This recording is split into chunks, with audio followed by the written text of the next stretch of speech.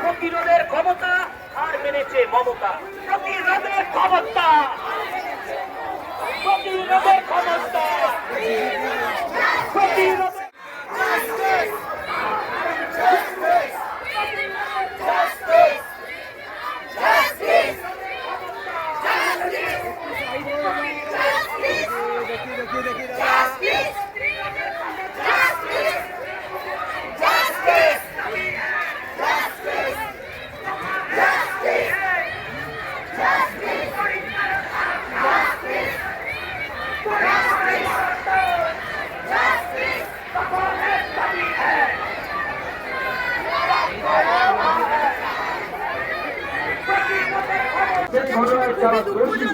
যারা 23 দিন হয়ে গেল, আমি আমার জন্য আমি বলে কথা বলতে চাই না। এখানে আমি সাধারণ মানুষ হয়ে এসেছি, একজন মা হয়ে এসেছি, একজন মেয়ে হয়ে এসেছি।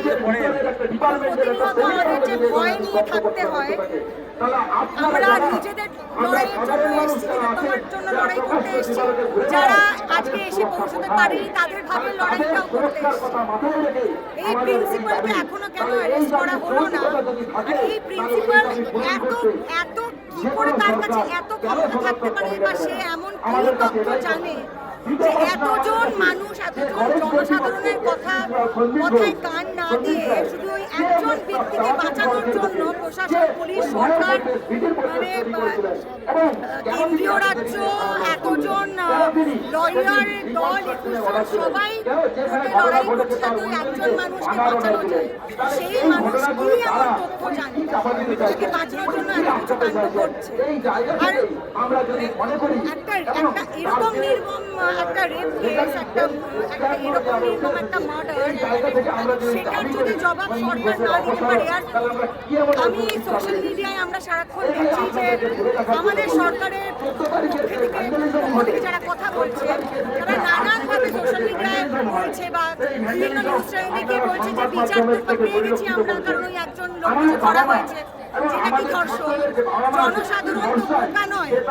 যদি আমাদের মাথায় ওইটুকু বুদ্ধি থাকে বা অতটা বিবেচনা আমাদের মধ্যে থাকে যে আমরা সেগুলো সব প্রয়োগ করে ঠিক দলকে সরকার হিসেবে নিয়োগ করতে পারি, আমরা ভোটের সময় আমাদের মাথায় সমস্ত বুদ্ধি থাকে, আর এখন বিচার চাওয়ার সময় জনসাধারণকে বোকা কেন ভাবা হচ্ছে? আমরা কেউ মানতে রাজি নই যে ওই একটা ধর্ষক, যাকে সরকার বলছে ধর্ষক, সে একা এই কাণ্ডটা ঘটিয়েছে। আমাদের বিশ্বাস একজনের থেকে আর বিশ্বাস না, আমরা জানি যে এটার মধ্যে একজন একাধিক ধর্ষক জড়িয়ে আছে এবং অনেক বড় বড় কর্মকর্তারা জড়িয়ে আছে, যাদেরকে বাঁচানোর জন্য এত উদ্যোগ।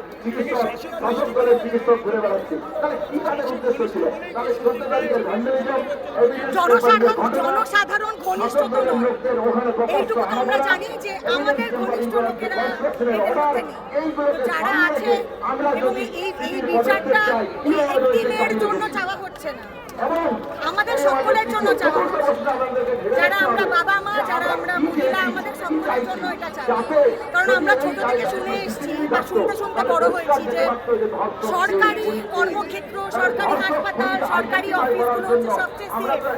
প্রাইভেট ফার্মে চাকরি করার কি দরকার? সবার লক্ষ্য থাকে সরকারি জায়গায় চাকরি করা। আরজি করটা তো একটা সরকারি হাসপাতাল, এটা তো প্রাইভেট হাসপাতাল। একটা সরকারি জায়গায় যদি রক্ষকরাই আমাদেরকে ছিঁড়ে চিবিয়ে আমাদের মানে কি বলবো, ছিঁড়ে করে আমাদের যদি মেরে ফেলতে পারে, তাহলে সাধারণ মানুষ যাবে।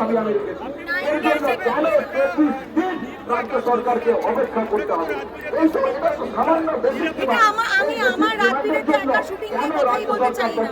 অনেক অনেক অনেক মানুষ আছেন যারা রাত্রিরে নাইট ডিউটি করে, তাদের রাত্রির বেলা ফিরতে হয়। যে প্রিভিলেজটা আমি পাই সেটা তো আরো 5টা মেয়ে পায় না। আমি এখানে আমার নিজেকে নিয়ে কথা বলতে আসছি, বাকি 5 জনকে নিয়ে কথা বলছি। এটা কখনো বলাই যায় মানে এটা হচ্ছে মাঝে আমরা সোশ্যাল মিডিয়ায় দেখেছিলাম না যে আমাদের দেশের কোনো এক রাজ্যে সুইসাইড রেট বেড়ে গেছিল বলে লোকেরা ফ্যান খুলে তুলে ফেলছিল, কারণ ফ্যানে গলায় দড়ি দিয়ে বাচ্চারা ইনসাইড করছিল। এটা হচ্ছে সেরকম সুইসাইড আটকানোর জন্য আমি আমার মনোযোগ আমি না করে ফ্যান খুলছি। সেখানে তাহলে রাত্রির বেলা আমি তো সেটাই প্রশ্ন করে সোশ্যাল মিডিয়াতেও লিখেছিলাম যে আপনাদের কাছে ডাক্তাররা রাত্রিরে, মহিলা ডাক্তাররা রাত্রিরে ডিউটি করবে না। আমি যদি হাসপাতালে ভর্তি হই, রাত্রিবেলা যদি আমাকে বাথরুম করতে উঠতে হয়, যার যে গর্ভবতী মারা ওখানে গিয়ে বাচ্চা হওয়ার পর সঙ্গে সঙ্গে তো স্যানিটারি ন্যাপকিন করতে হয়, তাহলে সেই স্যানিটারি ন্যাপকিনটা আমাদেরকে পুরুষ ডাক্তাররা এসে পড়াবে। শুধু তো ডাক্তার না, নার্স আছে, আয়া আছে, হেল্পার আছে। একটা হাসপাতালে কি শুধু মহিলা ডাক্তাররাই থাকে? তাহলে আমাদের বাথরুম করানো, আমাদের রিসিভ পটি স্নান করানো, কারণ একটা হাসপাতালে তো লোকের সবচেয়ে বেশি অসহায়। আমি মনোবল আমার 100% থাকলে আমার তো শরীর দেবে না, উঠে আমি লড়াই করি। এই কথাটা কি মানে? আর আমাদের রাজ্যের তো একটা কত বড় কি বলবো প্রিভিলেজ যে আমাদের মুখ্যমন্ত্রী একজন মহিলা, একজন মহিলা হয়ে মাননীয় কেন আমাদের মানে মহিলাদের কথাটা উনি কেন বুঝতে চাইছেন? এই লড়াইটা তো মেয়ে হিসেবে আমরা লোক